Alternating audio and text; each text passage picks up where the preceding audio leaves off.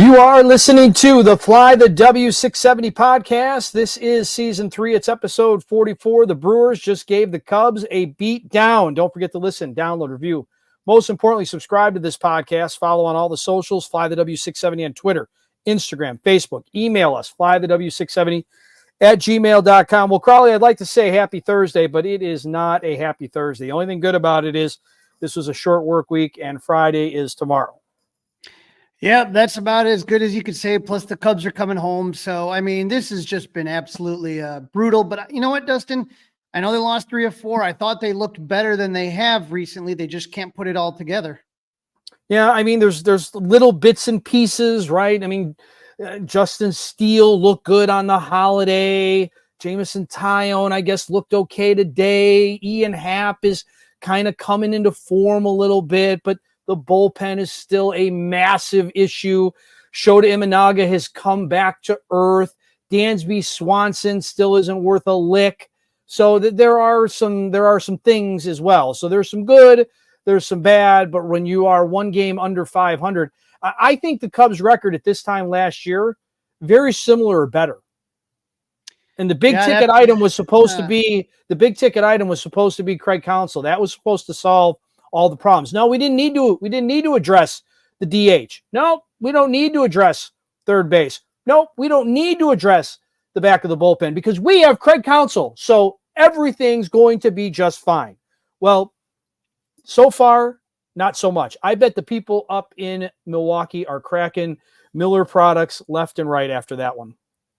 I will tell you, I was there on Monday for Memorial Day, and oh my God, did it rain booze down. And Dustin, I've been to a lot of ball games and seen these tribute videos, right? Mm-hmm. They booed about as loud as you can imagine during that entire tribute video. You're like, thank you, Craig. And when it said thank you, Craig up there, that was when the boos were the loudest. But they booed when he brought up the lineup card. They booed when he made a mound visitor pitching change nonstop. And I saw someone today had a Counsell's jersey number, Brewers like a 30, but it said Trader on as the name. I mean, man, they are pissed. And if you want to talk about adding some vitriol to this rivalry, well, mission accomplished on that one. As far as the Cubs were concerned, though, Dustin, just, same old on Monday. It was good starting pitching, poor defense, bad bullpen, and zero offense. Start with the good pitching. Justin Steele's been shaky since coming back to the IL. In the last 3 starts before that game on Monday, he gave up 6 home runs. But on Monday, he looked like all-star Justin Steele. Dominant performance. He got a little trouble in the 3rd. He walked Bryce Terang to start the inning, and William Contreras hit one off the glove of Dansby Swanson. I don't know why. It seems like they don't want to call errors anymore. It's like a hit. No. But, I don't know how that was scored in error, but Steele had a beautiful pickoff move to catch Terang, got him leaning, run down. So he gets out of that inning, with that. He then got Yelich and Willy Adames to pop out to end the threat. Steele pitched 7 scoreless innings, gave up 3 hits, 1 walk, 8 Ks, no homers, vintage Justin Steele. And that should have been more than enough to get out of there with a game 1 win. You would think so, but no run support. Rookie pitcher Robert Gasser had no problems with the struggling Cubs offense. Rookie pitcher. Yep. No problems with the struggling Cubs offense until he ran out of gas, pun intended. The Cubs didn't have their first base runner until the 4th inning when Nico Horner hit a leadoff single, was left stranded. The Cubs finally got something going in the 7th with Seiya and Cody Bellinger hitting back-to-back singles. But Pat Murphy went with one of his top bullpen arms, Brian Hudson, who struck out Morel. He got Wisdom to pop out and then struck out Dansby Swanson on a called 3rd strike to end the inning. Dansby wasn't happy with the call. And you could just see the frustration boiling over for this offense. Gasser went 6 innings pitched. He scoreless ball, gave up 3 hits, 2 of them in the 7th, and had a career-high 7 strikeouts. So the game's tied in the bottom of the 8th. Craig Counsell went with one of his best bullpen arms, Mark Leiter, who struggled his previous outing on Saturday against the Cardinals, pitching only 2/3 of an inning and giving up 4 runs. The first batter he faced on Monday, pinch hitter Sal Frelick singled and Leiter walked Bryce Terang to put runners at 1st and 2nd with no outs. Then Leiter got William Contreras to hit one to 3rd baseman Nick Magical for what looked, Dustin, like it would be a double play. At the very least, you think he'd get one out, but the ball deflects off his glove. Frelick scores and Terang moves to third, E5. Dustin, Nick Madrigal has one job. Play good defense at third. That's why he got the start on Justin Steele start, right? And so supposedly I mean, that's the reason that you'll hear from guys like Jed Hoyer and Carter Hawkins, and I guess Craig Counsell. I don't get what value he brings to the team. I really don't. Zero, in my opinion. Leiter got Yelich to strike out, so that should have been either out number 2 or 3 if they had turned the double play. Counsell then goes and pulls Leiter for Hayden Wisniewski, and I'm saying to myself, look, he just got what should have been a double play ball, and he got a strikeout. Why are you pulling him when he looks to be in a groove? I don't get it. The book, the stats, the trends. Either way, Wisniewski faces Willy Adames, who proceeds to hit a 3-run homer to make it 4-0 Milwaukee. He gets the next batter, Gary Sanchez, to fly out for the second out. He walks Joey Ortiz and gives up a double to Jackson Churio to make it 5-0. Dustin, when the inning started, it was 0-0. The Brewers sent 9 men to the plate, scored 5 runs, and that was the ball game right there. Yes, it was. Patrick Wisdom hit a meaningless sac fly in the top of the 9th, so the Cubs did avoid the shutout. So just a quick review. Starting pitching was awesome. 7 scoreless innings with Steele. 1 big defensive error by Nick Madrigal that opened the door for a big inning. The bullpen gave up 5 runs in 1 inning of work, and the offense had 5 hits, no extra base hits, and scored a meaningless run in the 9th. So not a good game, number 1. Nope, not a good game, number 1, and I'll stick to what I had said on the air. I really think Shota Imanaga should have started that game instead of starting game 3 in this series. We'll get to that a little bit later. Yeah, Ben Brown would take on Freddie Peralta. The Brewers kind of switched up their rotation. It was supposed to be Imanaga versus Peralta. And so now Ben Brown is going against a really, really good pitcher. And boy, no, didn't they move Peralta up? Wasn't Freddie Peralta? Yeah, they moved him a day closer. He was right against Imanaga, yeah. Right, but I'm saying Ben Brown ended up having to face Peralta, but I feel like they did that. The Brewers did that like a sense of urgency, like almost like, okay, we're not going to be able to beat Shota, so we're going to move Freddie Peralta up to face Ben Brown. That's what I think they did. I agree with you. I think that go for the kill shot on that one right there. But I think based on how Ben Brown pitched, I bet Freddie wished he would have gone against Imanaga. Brown was completely dominant. He pitched 7 no-hit innings, gave up 2 walks, both in the 5th inning, 10 strikeouts. With Brown's pitch count getting higher, you wondered if Craig Counsell would let him go the distance. But with 1 out in the 7th, Willy Adames launched one that Cody Bellinger brought back into the park to keep the no-hitter intact. Brown would strike out Jake Bauers to end the night. He threw 93 pitchers. Dustin, we got to ask, do you think that Ben Brown provides more value as a maybe potential 1 or 2 or as a closer? Where do you see Ben Brown's future for the Cubs? Well, here's the thing. I've seen him as the starter. I haven't seen him as the closer. I mean, can he get up and down every night? Can he get up and down 2 out of every 3 nights? Can he perform the 4 or 5 out save? These are unknown questions. Do I think he could do it? Yes, I do. Here's the question.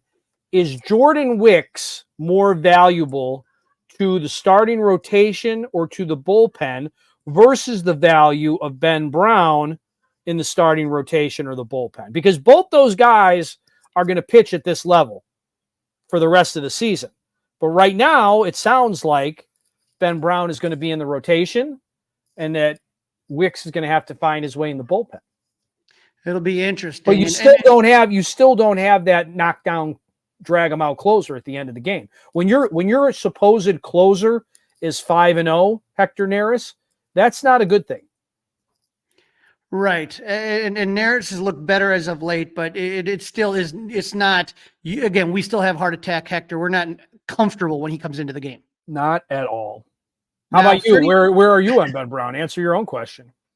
Oh boy, I think your point right now is a good one, and I think that mainly they're going to use him in the rotation for now, and then I think they're going to kind of keep doing what they've been doing, which is kind of making him like swing man, have him pitch 2 innings here, 2 innings there to try to keep the pitch count down. I don't see them using him as a closer just yet. And after that performance on Tuesday night, I mean, you wonder if he can really be a legit 1-2 starter. Right.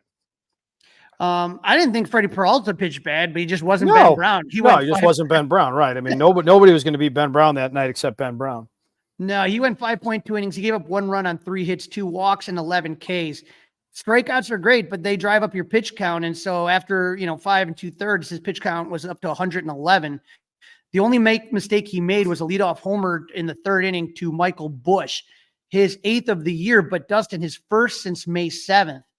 But as usual, the Cubs offense couldn't get any additional runs through in the 6th inning with 2 outs.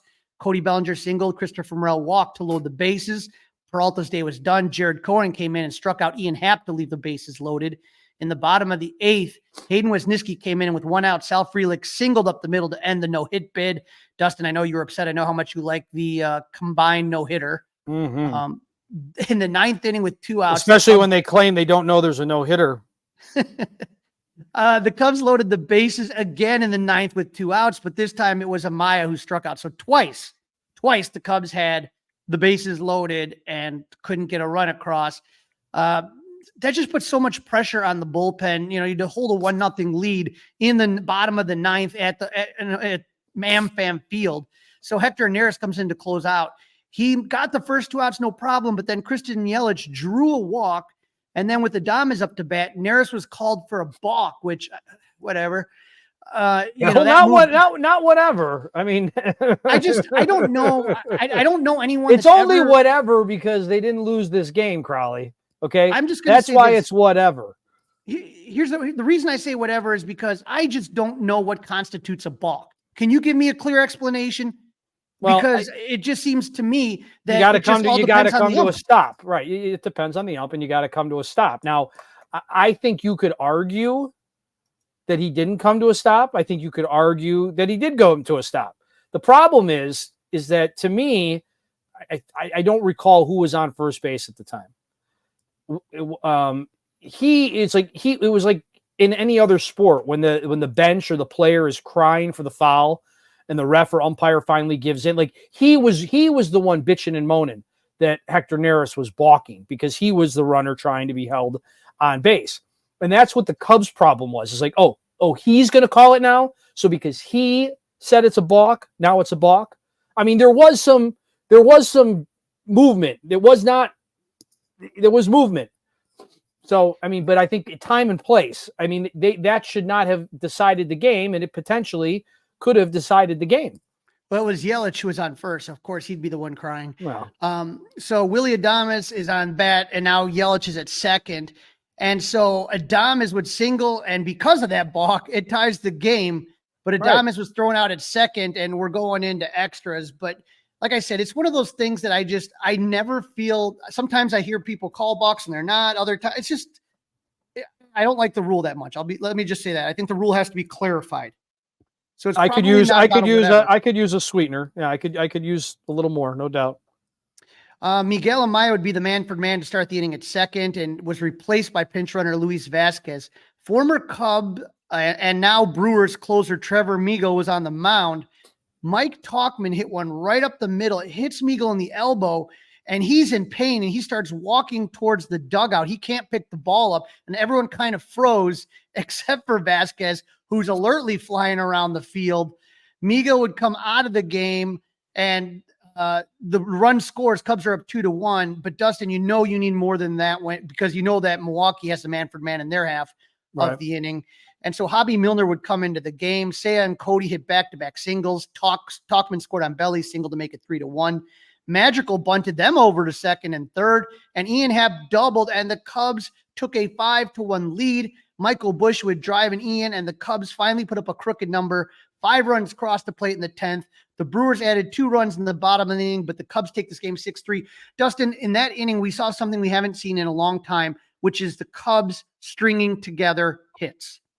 It was a beautiful sight, Crawly. It was a beautiful thing to see. I liked all of it. That was fun. It was a stressful night, but it ended up being a fun night. And again, you saw the offense performing like they haven't in a while. And then, you got Seiya Suzuki in game 3 versus Bryce Wilson. So you're counting your chickens, right? Shota Imanaga. Shota Imanaga, not Shota Suzuki. Imanaga. Shota Imanaga. So with Shota Imanaga taking on Bryce Wilson, not only that, Dustin, Milwaukee has an awful batting average against left-handed pitchers, near the bottom of the league. Yep. So you got the guy with the lowest ERA against one of the teams that has the lowest batting average against lefties, and you figure that's the Cubs win all the way, right? Yep. You feel real good walking into that one. Well, the Brewers ambush Shota. The first batter he faced, Joey Ortiz double. One batter later, Christian Yelich homered, and right away the Cubs were down 2-0. Cubs answered back in the second with one out. Ian Happ homer to make it 2-1. Nico would fly out, but Michael Busch and Dansby Swanson drew back-to-back walks, but Yan Gomes continues his regression. He flied out to end of the threat. Do you remember last year when he was so clutch with runners on base? Just unbelievable. Right. Now, one player for the Brewers who just had a fantastic game was center fielder Blake Perkins. He doubled in the second off Shota. And then in the bottom of the second, with Cody Bellinger on second, Christopher Morel hit one deep that Blake Perkins brought back into the park. And then in the bottom of the third, that's when the wheels fall completely apart. Shota gave up a single to Joey Ortiz. He gets William Contreras to pop out, but gave up singles to Christian Yelich and Willie Adames to put the Brewers up 3-1. Gary Sanchez doubled to make it 5-1. And Blake Perkins, who robbed a homer from Morel, hit one himself. And just like that, the Brewers were up 7-1. Shota gave up more earned runs in this one game than he did in his previous 9 starts combined. Isn't that amazing? Isn't that amazing? And Dustin, I think you kind of were bringing that up, that the big question is, he got rained out on the Friday start against the Cardinals, and then they didn't have him pitch until 10 days. 10 days. You ever stop doing something for 10 days and then try to do it again? You're not as good as you were before. You're just not. I just don't. I understand that, Tommy Hotovy was on the other day with Mully and Haw every other Wednesday talking about the fact that they want to make sure that Shota is good and healthy and available in August and September. Now we did, backtrack a little bit and say, listen, every game is important, but this is what we're thinking. Talked about the, maximum number of starts he made, the maximum numbers of innings he pitched while in Japan. I just think you could have accomplished both, and he should have thrown on Monday or even Sunday night. I mean, again, if it hadn't rained, he was going to pitch. Or how about skip looking ahead? How about skip the next start, which would probably have been against the Sox? You don't need him again. You shouldn't need him against the White Sox. They stink. Right. And so you look at that and yeah, Shota's everything looked flat. You know what I mean? It just did not have that extra late life that we're used to seeing out of it. And the Cubs did try to come back, but they always struggle to get the big hit with runners at second and third and one out. Dansby grounded out and 1 run scored to make it 7-2, and Yan Gomes flied out. So you have a wasted opportunity there to add more runs. In the 5th inning, Tauchman and Seiya hit back-to-back singles, ending Bryce Wilson's night. Jared Cohen came in. Seiya sold second to put runners at second and third with no outs. Cody Bellinger hits one to third base, like right on the edge of the grass, right between the infield and the outfield. Joey Ortiz stopped the ball. Tauchman scores, but for some reason, Seiya ran towards third.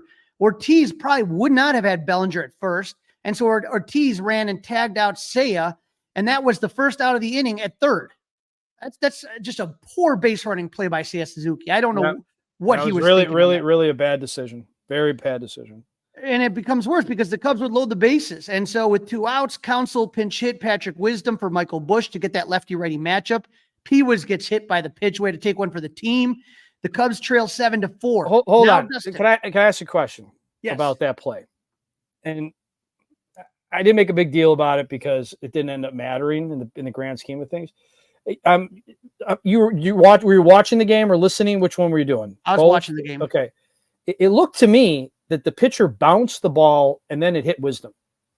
It hit the dirt and then it hit Wisdom. That shouldn't be a hit by pitch. I thought it might have hit his toe, but I'm not positive. No, it bounced to me. It bounced. If you had that game on tape for some reason, or if anybody else, send us an email. I'm telling you, I thought I wrote that down and just couldn't get it out today on the Mully and Haw show. I felt like the ball hits the ground. It was like a bounce pass in basketball, and then it hits Wisdom. Well, I think so. I have it on marquee. You can go back and watch the games. Well, do me a favor. Do me a favor. Check it out. See what you think. And it wasn't the time to rewind because you're about to tell us what happened next. And and then based on what happened next, I was like, ugh, and I got away from it. But at the moment, I thought, Wisdom kind of sort of sold it, but not really. They just gave him the base, and I think the ball hit the dirt. Hey man, like I said, we'll take it. Oh yeah, you'll take it, but I would like you to take a look at it and give me your opinion.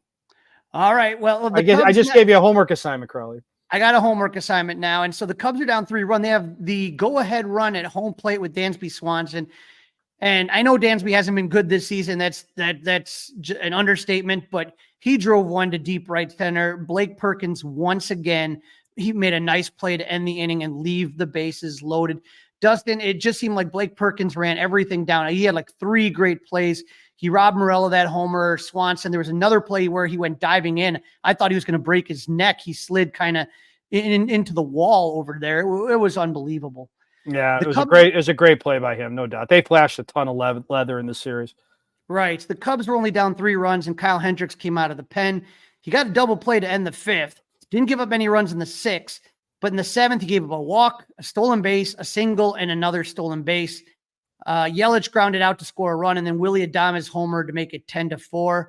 Cubs added 2 more in the 9th, but they would go on to lose 10-6.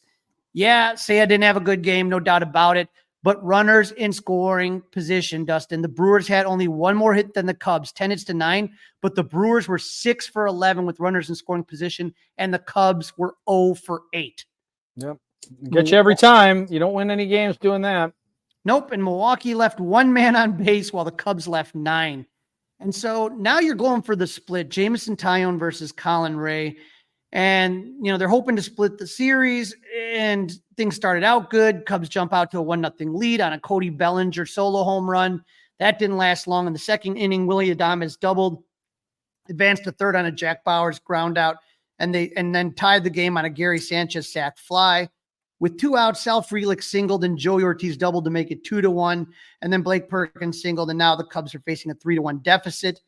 Even though that 3rd inning went really bad, it was a quality start for Jameson Taillon. 6 innings pitched, 3 runs, all in the 3rd, 6 hits, 1 walk in 4 Ks. So, like I said, quality start. You'll take that. Yeah, I guess. I mean, I have a problem with that stat. When your team doesn't win, I just the whole quality start thing and the 3 runs is I think the 3 runs it was what bothers me. I think when you give up 3 runs, maybe 2, I just think that needs to be adjusted a little bit. I don't know that the quality start doesn't sit well with me. It's just that when you lose, especially when you lose. I mean, and when he came out of what was the Crawly when he came out of the game, what was the score? 3-1. 3-1. Yeah. So he allowed the runs that his team had to try to rebound from. Right. The team gave him, I'm just trying to support my argument here. The team gave him a 1-run lead. He then quickly squandered the 1-run lead. He then settled in. The offense didn't do anything for him the rest of that time. And he gets credited with that's not a quality start to me. I get what you're saying. I agree with it too. There should be you should look at it a little bit. It shouldn't just be like these check a box. He goes 6 innings, check. Gives up a limited number of hits, check. Gives up a limited number of runs, check. Gives up a limited number of walks, check. Oh, you got to look at the game a little bit, right? It's like wins and losses. Hector Neris being 5-0. Oh, Hector Neris is 5-0. He's 5-0 because it didn't go the right way. That's why he's 5-0. I mean, even though that sounds crazy, you got to know what happened, right? That got you to that point. I think the key word is quality, and I agree that 6 innings, if you're only going 6 innings, it should be 2 runs, right? Yeah, that's what I'm saying. I mean, something's got to give on that stat. To me, I would say 6 innings, 2 runs, or 7 innings, 3 runs. Okay, I could live with that. But I'm just saying, when you had a lead and you quickly squandered it, and you get credited with a quality start. Jeez. Right. Well, hey, how about the Cubs offense fighting back? They evened it up in the 7th. Nico leadoff single, and with 1 out, Seiya Suzuki finally. He hits his 5th homer, and the game was tied.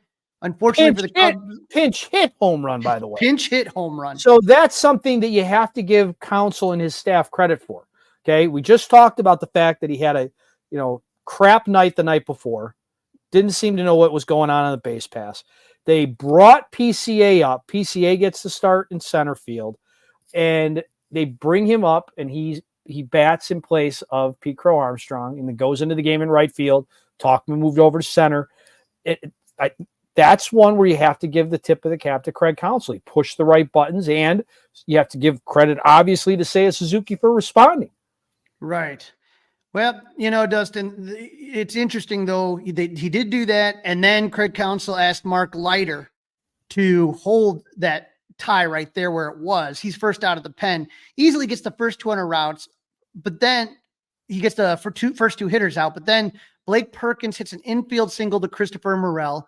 He steals second and advances to third on a wild pitch by Leiter, and then scored off a little nubber off the bat of Bryce Terang that slowly rolled about 30 feet towards third base, and the Cubs trail 4-3. But right, we got to get into the wild pitch now. That wasn't a wild pitch. Amaya's got to catch the damn ball. Catch the ball. Your position is catcher, receiver. The thing that bothers me, Dustin, about this whole entire thing, this whole Blake Perkins at bat, is it just seems like every time it's the book's out there. The Cubs can't throw a runner out. The book's out there. And so we addressed that as well with Tommy Ottavy the other day. Right. And it's just getting to be, again, a single now turns into a double. And now you throw in a wild pitch, pass ball, call it what you want, but now you got the runner at third, and he never. And they're aggressive anyway, right? And they're aggressive anyway, right? They're an aggressive team on the base pass, right? And again, give credit for the Cubs. They fought back as Christopher Morel would hit a solo home run in the 8th, tie the game back up again. Luke Little came in, and Luke's got to cut down the walks. It just is what it is. He walked the first batter. He faces Christian Yelich, who advances to second on a pass ball on Miguel Amaya. What we were just talking about. The same thing. I mean, block the damn plate. Come on. You don't catch every day. You're a young man. You're here again. Like Nick, you're not here to hit. Clearly, your job is to block the plate, catch the ball. Can't do that. Find another job. And then not only that, not after that pass ball, Willie Adames would walk. And so Luke walked 2 guys, but he gets Owen Miller to ground into a double play. 2 outs. Yelich is at third. Counsell lands the ball to Tyson Miller, who's been pretty good. He goes 3-2 to Gary Sanchez, but Sanchez wins the battle, a 2-run homer to put the Brewers up 6-4. And that would be the final. Dustin, once again, hitting with runners in scoring position would play a big outcome in the game. Cubs 0 for 5, the Brewers 3 for 6. Yeah, the Cubs had 2 on. They had 2 on. Nico Horner up, and he grounds into that double play. That was killer. Right. And when I look at what's happening up north, that's what I think we thought the Cubs would look like, right? The Brewers hitting the clutch. They play small ball. They play long ball. Great defense, pitching solid. Tomorrow, Dustin, when this podcast comes out on Friday, it's going to be May 31st. The Cubs have gone 10-18 in the month of May. They've lost 5 straight series. We just went 1-5 against the Cardinals and Brewers, and now are under 500 for the first time since March 31st. After that first series with the Rangers nearly 2 months ago. We keep talking about injuries, but the Cubs offense has been at full health for the last 2 weeks. What's the excuse, Dustin? I don't know. I'm trying to figure this out. Everybody's having a hard time at the same time, right? I mean, the Cubs' next 9 games are against the Reds and the White Sox. Dustin, you better get fat on that. You better get fat on that. If they don't get fat on that, we could be looking at a June swoon, and this season could slip away very quickly if they cannot turn it around against those 2 teams. It's true. That's very, very true. You are listening to the Fly the W670 podcast. Don't forget, you can leave us a 5-star review. Don't forget to download. Don't forget to subscribe. You can also email Crawly and I, flythew670@gmail.com, and you can catch us on the Score YouTube page. That's right. Watch us on the 670 The Score YouTube page. You can see all of my histonomics, and you can see Crawly's fantastic backgrounds and all his collectibles behind him. Very jealous of all the cool stuff that Crawly has. In this segment, Crawly interviews Jeremiah Paprocki, PA announcer for the Cubs, as he took part in the Hall of Fame East-West Classic, a tribute to the Negro League All-Star Game that featured numerous MLB legends and plenty of former Cubs players. Joining me now on the Fly the W podcast, I am happy to have on our good friend Jeremiah Paprocki, the voice of Wrigley Field. Jeremiah, how you doing? I'm good. How you doing, Crawly? I'm doing good, but not as good as you, man. You just had probably one of the most amazing weekends a baseball fan could have. And, for our listeners who aren't familiar, we've had Bob Kendrick on numerous times on this podcast. But MLB did something really, really cool here where they were doing something to remember the old East West All Star game. And when you talk about that East West All Star game, it was something that happened in the 1930s. Obviously, baseball was segregated at the time. And what would happen is that they would get all the best Negro League players back at the time. And this is from 1933 all the way to 1962. And they would have an all-star game. And the all-star game actually happened at Comiskey Park in Chicago, south side of Chicago. And it was a really, really big deal where the best Negro League players would come. And from my understanding, from the way that Bob would tell it, people would come from all over the United States to Chicago to catch this game, to see the best African-American baseball players. And it was a big deal at the time. Definitely. And so MLB decides, they're going to do something cool. They are going to revive this because they are they're having a new exhibit at Cooperstown. Can you tell us a little bit about that exhibit? Yes, of course. So on Friday, May 24th, the National Baseball Hall of Fame and Museum opened up a new exhibit on their second floor called "The Souls of the Game: The Voices of Black Baseball."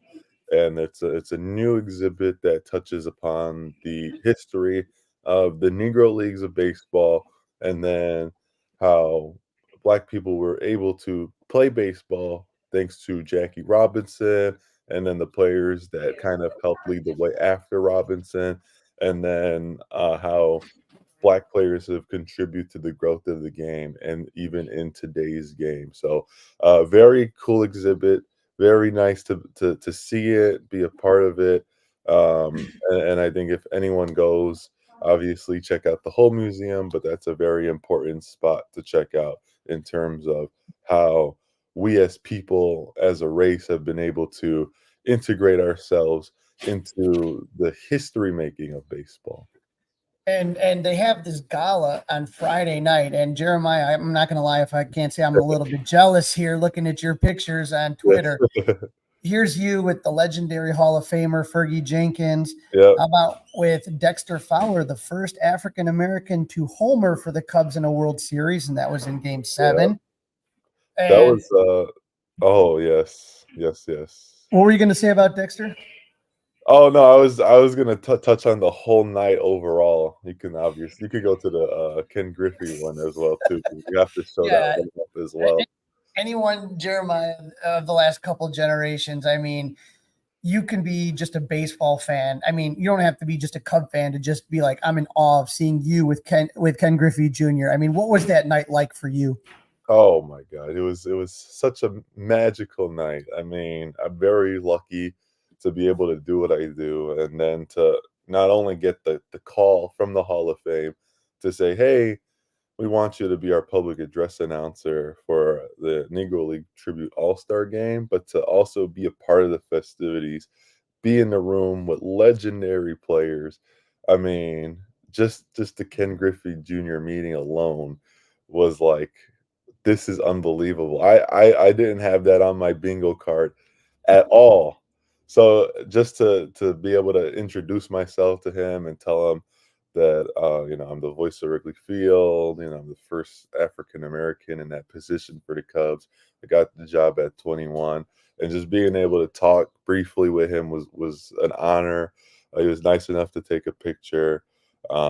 He signed my mom's jersey. My mom was on the trip with me, so that was pretty cool. Super nice guy. Uh, Fergie Jenkins is nice, and obviously we have that Cubs connection too. And then Dexter Fowler was super nice as well too. We talked for a little bit in the museum, and then took a picture as well too. But there was obviously a plethora of big time players that were there. Tony Gwynn Jr., CC Sabathia, Prince Fielder.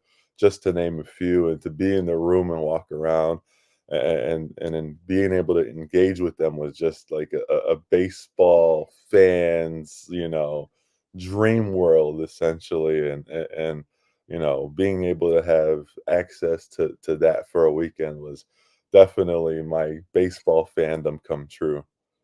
And so again, they open up this new exhibit, and everyone should check it out. The Souls of the Game, Voices of Black Baseball. And then on Saturday, they are going to recreate they call it the Hall of Fame East-West Classic, a tribute to the Negro Leagues All-Star Game. And you are going to be, like you said, the PA announcer. And if anyone's never been to Cooperstown, it is such a cool, tiny little town, and they get all excited for these type of events. And if you're on the 670 The Score YouTube page, I have the pictures of Jeremiah with all these players and Cooperstown here. Here's a picture of you in front of Doubleday Field. Yeah. And people don't realize what a small field it is, but that's what creates such a cool, intimate vibe. Yeah, no, it's a small field, but it's actually pretty big in a way as well too.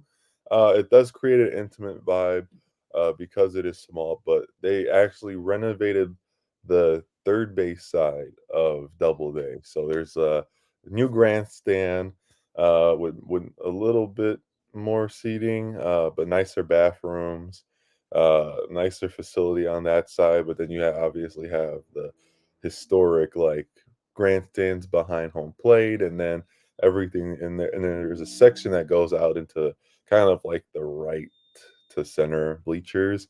I think the total capacity is close to 6,000, and it was definitely close to 6,000, if not 6,000, on Saturday, which was pretty cool. So the atmosphere was buzzing. It's a lot of people, sold out crowd at Doubleday. Um, and there's no press box too. There's no press box at Doubleday. So the crew that's working alongside me is at a table in row one, like on like the kind of like the row one bleacher.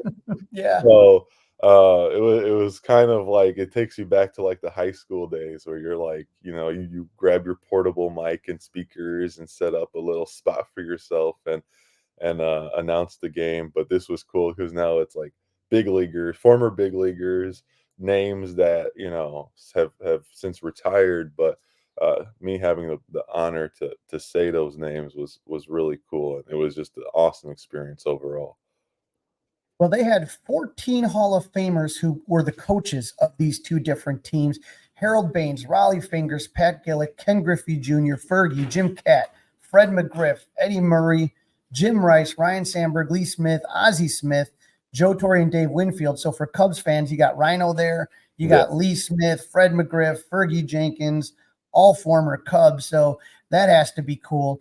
And, the first thing that they do is the home run derby. And this is a picture of former Cub Doug Glanville with Yeah.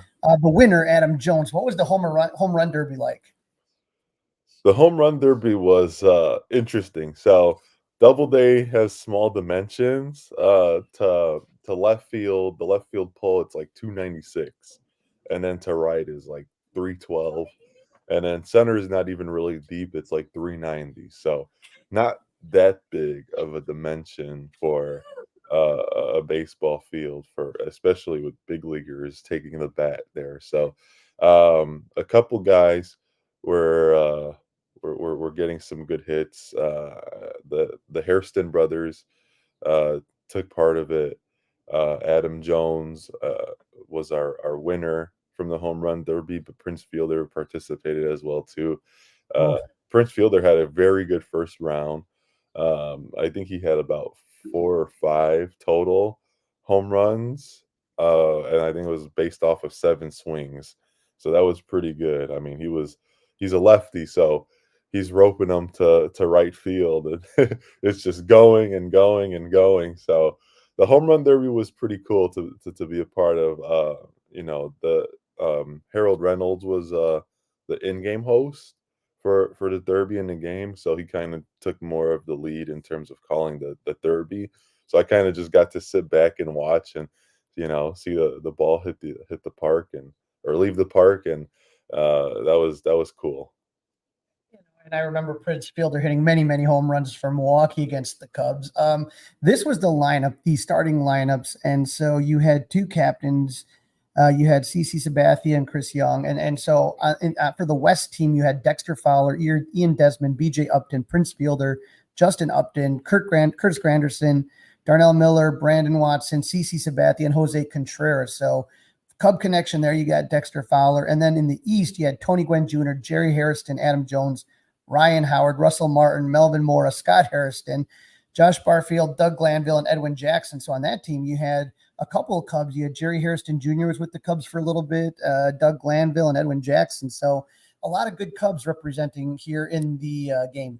Yeah, for sure. There was a lot of them, a lot of names that I remember hearing while I grew up. And so obviously Dexter Fowler being the bigger one in terms of, the 2016 run. So being able to, hear those names be announced at Wrigley at some point, and then obviously once I got to Wrigley, they weren't playing anymore, but being able to come to a different setting and being able to announce them was really cool. And just seeing them play, I think, the best part of all of this was having a front row seat to seeing some legends play baseball. And I might have missed a couple people in terms of their playing days. I've seen one game with Curtis Granderson, but getting to see another one where he gets a 2-run home run was pretty cool.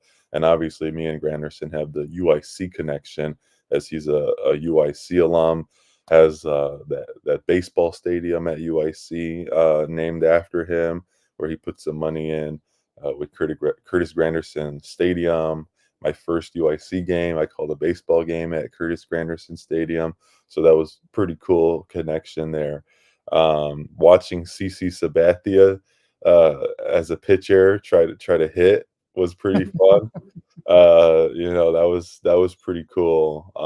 Then you got like Chris Young, Russell Martin, Adam Jones, LaTroy Hawkins, just to name a few on that roster. It was really cool. Monet Davis was on the roster as well too. She ended up coming to play center field and got one at bat. But I remember her little league days, so that was really cool to see her as well too. But yeah, the game overall, I think that it was well put together. It was a 7-inning or 2-hour game, whichever came first, that sort of deal. It ended up being 6 innings. The East won. So the East was the home team. They hit a 3-run home run in the bottom of the sixth. So they went into the bottom of the fifth, went into the sixth with a 1-run lead and got 3 outs. So it was just really fun. I think it was a well put together experience by the National Baseball Hall of Fame and Museum. The team was really good about doing some fan service to the game day experience, and I'm just very fortunate to be a part of it. This picture I got up is Ryan Howard. He's the one that hit the deciding 3-run home run. And the thing that I look at, and when I was looking before you came on here, I was looking at pictures, and I just got to see it just looked like everybody's smiling, everybody's having a blast. It's great players like you mentioned. I got a picture here of Ken Griffey Jr. taking a picture of Eddie Murray. I mean, just legends. I mean, 2 Hall of Famers that anyone that appreciates baseball would want to be a part of. And Jeremiah, I got a picture here of the introductions. Was there anybody that got to you that got like the loudest ovations, or someone that really excited you to be able to announce their name? Because Jeremiah, you've got to call games at Wrigley. I'm waiting for you to get a postseason game, and all of us are waiting for Wrigley Field to finally have an all-star game for the first time since 1990. God knows when that's going to be. But what was it like to announce all those guys? And like I said, was there particular guys that got more cheers, and was there any that were special to you to be able to announce? Oh man, I mean, I think the entire roster was truly my pleasure to announce. I think in some ways this might be an MLB All-Star game today at Wrigley Field. Even though I do want that for sure, I hope it comes really soon, because I also want to add that to my bucket list. But I think having this right now, it was very great to be a part of. And I think the coolest introduction has to be the Ken Griffey Jr. announcement. I mean, reading his bio and then announcing him as one of the honorary coaches. And then like there's a video that the Hall of Fame took on and they posted it with me introducing Ken Griffey Jr. And I'm like, that's my voice. Well, I would have never thought that I would have gotten the opportunity to announce Ken Griffey Jr. I mean, that's the kid, right? So, that was probably the one name that I felt that stuck out to me the most. That was really cool. But like I said, there was an entire roster of just great players that I grew up watching and seeing them play.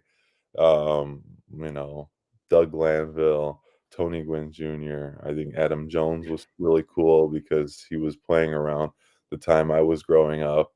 Um, just a fun experience. It's a great roster, and then it was like it's just a whole bunch of names. I can't pick one. Obviously, Ben Griffey one is probably the one at the top, but I think you can go down the whole introduction, and I think that whole introduction ceremony where I was just reading, I was like, I can't believe I'm like saying these names. Well, I got to tell you something. The coolest thing was seeing all the Negro League jerseys that the players were wearing, whether it was the American Giants, the Clowns jersey, the Barons, the Eagles. Every Cub fan should know the Kansas City Monarchs. That was Buck O'Neil. That was Ernie Banks. And they are going to be auctioning these off for charity to raise money for a lot of great causes. And so, I mean, it was just such a weekend when you think about it. The importance of having the new exhibit, the Souls of the Game, and you can go to the MLB Hall of Fame website. They have all sorts of stuff, coverage of the weekend. But, it really is important because there's just so much worry and concern about the lack of African-American participation in baseball, all the obstacles that make it difficult. And so I think that was one of the big things, whether you're talking about Griffey or a lot of the guys that CC Sabathia, Curtis Granderson, like you said, trying to increase participation of African Americans in Major League Baseball. Black players accounted for just 6% of the opening day rosters this season, 57 players across 30 teams. And so, hopefully this was a good showcase for fans. And hopefully, like I said, I hope that, I know that the Lost Boys Inc. and our guy Levante has brought the kids out to the National Baseball Hall of Fame and the Negro League Museum and stuff like that. But I think this was just such a great cause for the exhibit, to get people interested and to kind of tell the stories of the Negro Leagues on the week that the Negro League records were incorporated into the MLB records. So just what a week and what a special moment as far as that you got to be a part of. Yeah, definitely. And even like, me being African American myself and, being not a player but a voice in the game as well too. And even with a role as small as public address announcer, to feel grand being a part of this was truly an honor. And the whole weekend really, at the end of it made me emotional because I was like, man, like, I'm just a little kid from Chicago that got really lucky in this Cubs role, and now I was a part of something very grand in MLB. And obviously, I have my mic in the Hall of Fame from my first season, so that hopefully that inspires many people of many races to really get inspired into baseball, even if it's not on the playing field, using their voice as well too. And then like the Players Alliance was there that weekend too, and they do a great job of incorporating Black youth into Major League Baseball and trying to get them incorporated. I know they took care of a league near New York, near Cooperstown, and they fully funded, their uniform and equipment, so that more players can play the game. And I think that's just really cool and really special, and just giving back to those so that we can see that number grow more from that percentage that you stated, because it definitely should be more. and we can definitely get to a point in our time where we can see that number grow.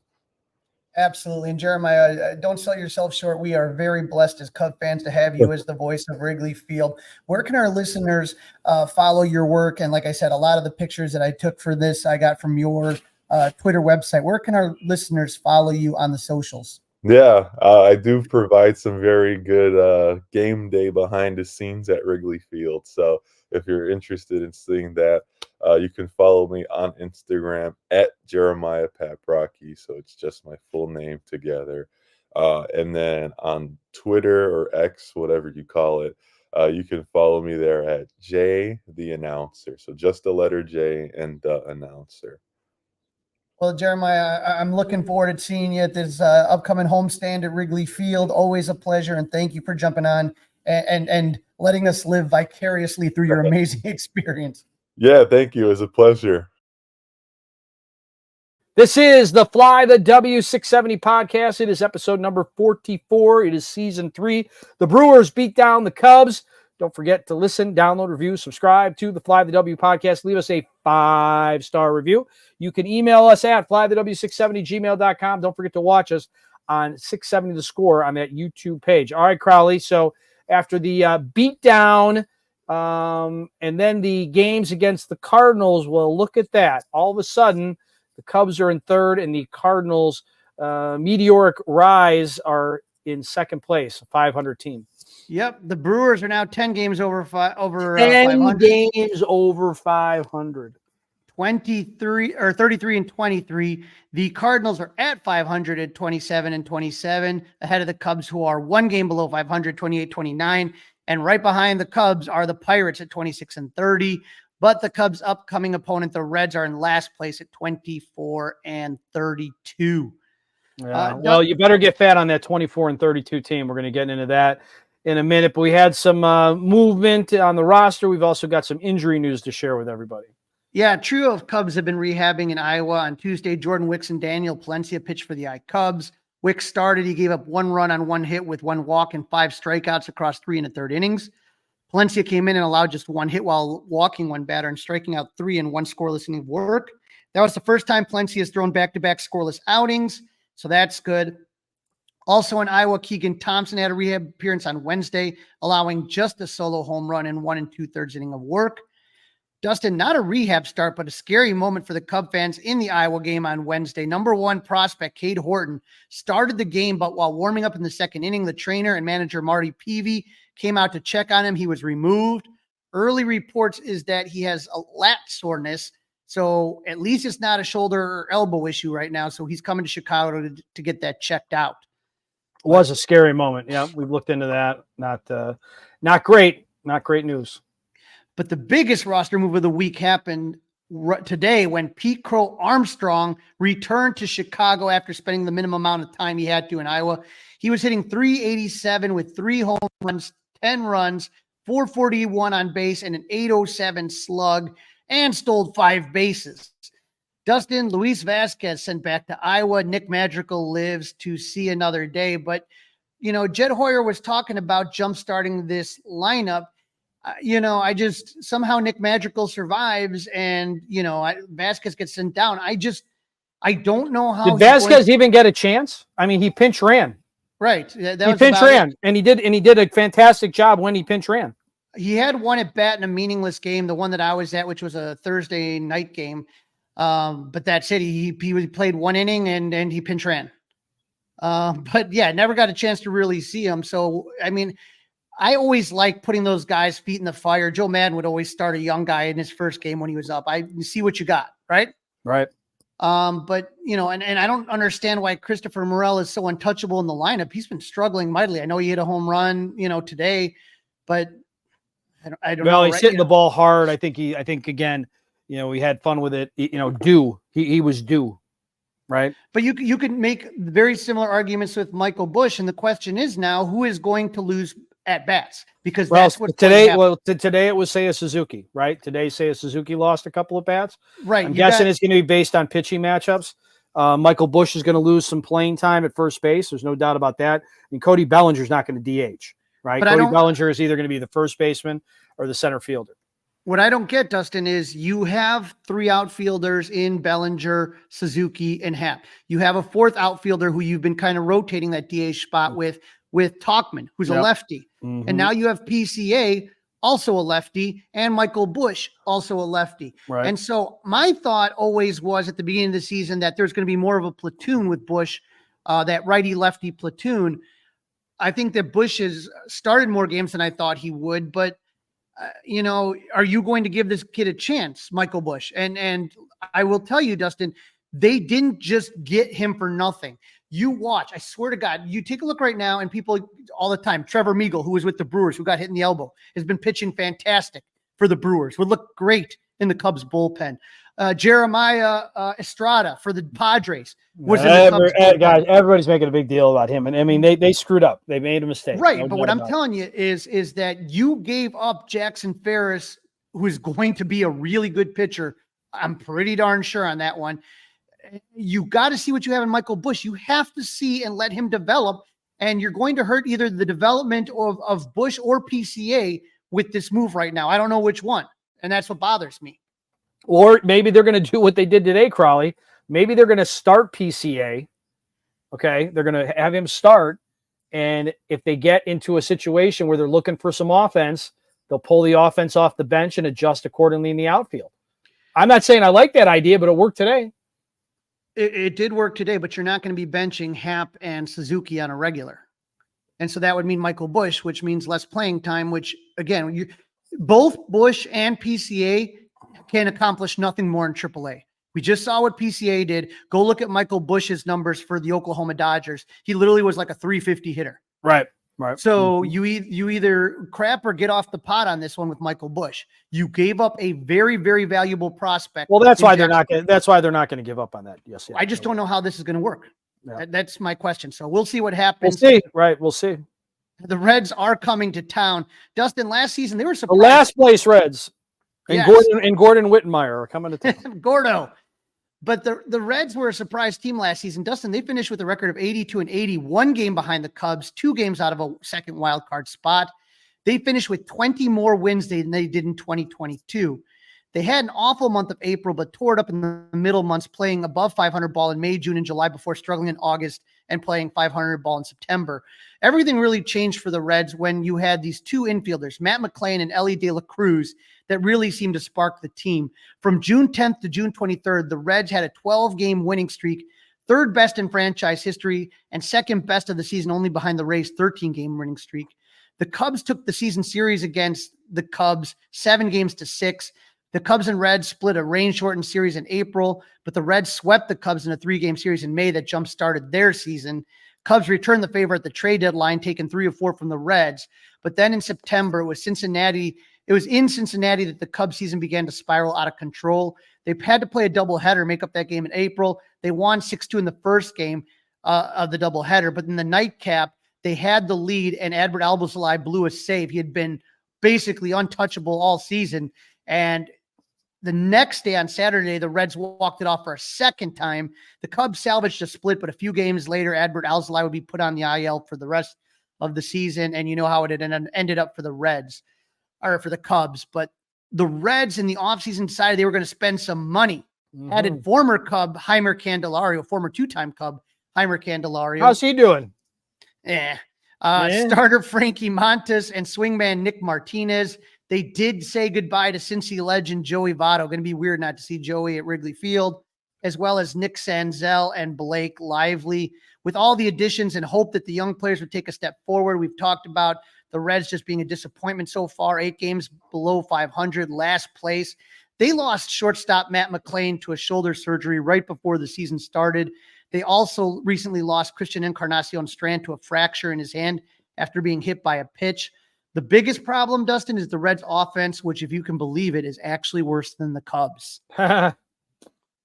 Believe it or not. Bet the under all weekend then, right? Yeah, well, when you look at the tail of the tape, the Cubs are 26 out of 30 teams with a hitting average of 228. But the second to worst team in the baseball is the Reds with a 216 batting average. Only the White Sox are worse than the Cincinnati Reds. So the Cubs are now going to be facing the 2 worst hitting opponents for 9 games. Yep. Starting pitching ERA, the Cubs are 7th with a 3.49 ERA, while the Reds are 16th with 4.01. So again, advantage Cubs. But the next two categories go to the Reds. As far as relieving ERA, the Cubs are 25th with a 4.56 ERA, nowhere near good enough, while the Reds are 13th with a 3.76 ERA. And then the fielding, which to me has been the biggest disappointment of the season, defensive runs saved. The Cubs are defense has cost him negative 10 runs this season, 24th in baseball, while the Reds are at negative 6 runs saved, 22nd in baseball. So when we take a look at the pitching probables in game 1, right-handed pitcher versus Javier Assad versus right-handed pitcher Graham Ashcroft, that is going to be a day game at 1:20. Dustin, I will be there. I will be at Wrigley all weekend, actually. For all weekend. Fest. Yes, sir. Friday, Saturday, Sunday. We have some big fun coming up. We had Danny Rocket on the show talking about Ranter Fest, so we're going to have some music, some comedy, and a lot of baseball. So it's going to be a fun one. All right. Javier Assad takes the ball in game 1, 4-1 record and an ERA of 2.17, 54 strikeouts and 58 innings pitched. As good as Assad has been, he struggled in his last 2 starts. He gave up 3 runs, 2 earned, and 2 home runs in 4 2/3 innings against Atlanta on May 21st. And his last start against St. Louis, he gave up 4 runs, 2 more home runs in 5 innings pitched. So that's 4 home runs, Dustin, in the last 2 games. The Reds don't have a lot of bats against Assad. Spencer Steer is 0 for 3. Jake Freely is 3 for 9. And Ellie De La Cruz 2 for 5. Graham Ashcroft takes the ball for Cincy. He's 4-3 with a 4.67 ERA and 43 strikeouts in 54 innings pitched. He gave up 3 runs against Arizona on 5/13, 3 runs in 5 innings against the Dodgers on May 18th. And in his last start against the Dodgers on 5/24, he gave up 5 runs in 5.1 innings. Dustin Ashcroft is 1-5 with a 9.45 ERA against the Cubs in 6 games started, and 1-2 with the 13.50 ERA in Wrigley. Ian Happ, 4 for 11. Ashcroft, Nico Horner, 3 for 13. But Seiya Suzuki, you talk about playing time, he's 1 for 11 against Ashcroft, who features a cutter, sinker, and slider. All right, very good. I think that matches up pretty favorably for the Cubs in that one. We'll have to wait and see. Obviously, that's why they will play the game. You get to see Justin Steele on Saturday. Yep, Justin Steele versus Hunter Green, 2 youngsters, and they've pitched against each other before. This is going to be under the lights, though. A weird 6:10 start on this one. Rare weekend start. National TV. Is this a national TV game? Yes. And Fox in town again? I believe so. Okay. Check on that. But Justin Steele's 0-2 with the 4.45 ERA with 31 strikeouts and 32 1/3 innings pitched. Since coming back from injury, the long ball has been an issue, but in his last start against Milwaukee, he pitched his best game of the season, going 7 innings, giving up no runs, only 3 hits, 8 Ks. Steele's 2 for 3 against the Reds with a 7.53 ERA in his career. Not a lot of Reds have seen Justin, but Tyler Stevenson is 7 for 10. Spencer Steer is 3 for 6. Jonathan India is only 2 for 11. Hunter Green is a flame-throwing Reds first-round draft pick in 2017, second pick overall in the draft. He's 3-2 with the 3.06 ERA and 71 strikeouts in 64 2/3 innings. He struggled in April, but has pitched much better in May. On May 14th, he gave up 2 runs in 7 innings against the D-backs. And then a lot of these Reds pitchers have had to face the Dodgers twice in a row. Hunter Green being one of them. He's only given up 3 runs in 12 1/3 innings against the Dodgers. Hunter's 3-1 in his career against the Cubs with a 3.43 ERA in 4 games started, 1-1 at Wrigley Field with a 2.70 ERA. Cubs don't have a lot of bats against Green. Nico's 2 for 9, Morel 2 for 8, but Cody Bellinger is 3 for 3. Green features a 4-seam fastball that averages 98 miles per hour and a slider. So like I said, flamethrower here. Yep. And then that takes us to game 3, day game, 1:20, Ben Brown versus Nick Lodolo. Brown 1-1 with the 2.72 ERA. Started 6 games for the Cubs, but it's been a swingman this season. Last start against the Brewers, the best of his young career. 7 no-hit innings, 10 Ks. The Reds have never faced Ben Brown before. Nick Lodolo is a 26-year-old lefty who is 4-2 with the 3.12 ERA in 7 games started. He struggled on May 5th versus the Orioles, giving up 4 runs in 5 innings. He also struggled on May 11th with the Giants, giving up 4 runs in 6 innings, but he righted the ship against the Cardinals on May 27th. He only gave up 1 run in 5 1/3 innings. He's only started 2 games against the Cubs and is 0-1 with a 4.66 ERA. He features a 4-seam fastball, a curveball, and a changeup. Well, I got to tell you, Crawly, we'll get into our predictions, but I am liking how this is looking on paper anyway. All right, hot and not for the Cubs. Well, I know that Dansby Swanson's on the not list. I know that for sure. Is there somebody on the hot list? Ian Happ, I guess, is kind of hot, but it's a low bar. Yeah, the bar is low, but Cody Bellinger looking better. 11 for his last 27. True that. So he's True that. flashing Yep. 407, 593, 1,000. Actually, Miguel Amaya's 4 for his last 13, slashing 308, 308, 616. And Michael Busch is 4 for his last 13. So you've seen the bats heat up against Milwaukee, just couldn't put it together. As far as cold is concerned, Christopher Morel, again, he's 3 for his last 21 with a home run and 2 RBIs. He's slashing 143, 308, 286. You got to ask yourself, how long can he keep batting 4th or 5th? I don't know. Right. But again, Swanson, who do you want to put there instead, right? I mean, it's not going to be Dansby Swanson. I do love the fact that they've got him all the way down at 8. Yep, I never thought that they would do that, and they've got him down at 8. So he clearly, unlike Ian Happ, does not have it written to his contract that he can bat no lower than 5th. Yeah, Dansby's struggling mightily. 2 for his last 22 with only 1 RBI. He's slashing .091, .200, .091. Don't even say hitting his own weight. He's not even hitting my 16-year-old daughter's weight. I mean, this is bad. All right. Good. How about the other side? How about the Reds? What do we got to? Who do we have to watch out for? Unfortunately, we've been pretty right predicting who's been hot, and they've continued to stay hot facing the Cubs. Well, take a look. You know, it's weird. They're light hitting. They're light hitting, as you've told us. So I don't know that there's going to be a very long list. Jonathan India is starting to warm up. 6 for his last 17, 1 home run, 7 RBIs. He's slashing 353, 500, 588. Also take a look for Jake Freely, who's 6 for his last 19, slashing 316, 350, 352. As far as the not is concerned, Spencer Steer is 4 for his last 22, slashing 188, 280, 500. So no good there. And Tyler Stevenson's the catcher, is 1 for his last 15. Ellie De La Cruz, just watch this guy.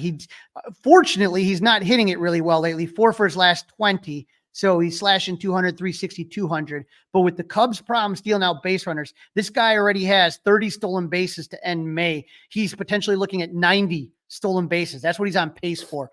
But I don't even want to think against what he can do against the Cub batteries. Yeah, no doubt about that. All right, prediction time, Crawly. Let's get into some predictions. I'm going to go first, and I am going to say, get out the brooms. The Cubs are going to sweep. The Cubs are going to come home. They are going to be professional, and they are going to get this done. I really, really like the pitching matchups as we head into the weekend. You're going to go first. So have you been to when's the last time you went to 3 games in a row at Wrigley Field and the Cubs won all 3, Crawly? Oh boy, I'm going to have to take a look at my record. It's been a long time. I've been struggling lately. I'm on a bad losing streak, Dustin. I'm bad. I think I've lost like 4 or 5 in a row. You're a bad penny, huh? You're a bad penny. I know. I'm pretty soon people are going to start asking me not to go to games. Boy, I like the Cubs taking 2 out of 3. I like them in game 1 and game 3. I think game 2 is going to be a low scoring affair. Justin Steele and Hunter Green. And I think that could go either way. So sweeps are hard. I like the Cubs taking 2 out of 3. Again, the hitting has improved. And so hopefully against a light hitting team, the Cubs can really take all 3 because they need to. They sure do. Well, that's a wrap. Don't forget to listen, download, review, subscribe to the Fly the W podcast. Follow on the socials, Fly the W on Facebook, Instagram. Of course, we're on Twitter. You can email us, flythew670gmail.com, and you can watch us by subscribing to the 670 The Score YouTube channel. Crawly, enjoy the games. Try not to have too many cocktails. And then we get to record before the Sox come in for a quick 2-game series next week, Tuesday, Wednesday. Absolutely. I'll be there Tuesday. So I'll be having 4 games in a row coming up. But let me just say this, man, come down to Ranter Fest. We'll be at the game and then Output on Friday night for a comedy show. We will be at the game, and before the game, we will be at Almost Home to hear the band, listen to some trivia, do some karaoke. And then Sunday before the game, we're going to be playing some 16-inch softball. So we're going to have some fun this weekend. The Cubs are going to kick some butt. Go Cubs! Hey guys, it's Crawly. Thanks for watching. If you enjoyed this video, please don't forget to give it a thumbs up and subscribe to our channel for more content like this. If you want to see more of our videos, be sure to check out our playlist and let us know what you think in the comments below. Also, don't forget to follow us on social media to stay up to date with our latest episodes. Links are in the description. Thanks again for watching, and we'll see you in the next video. Go Cubs!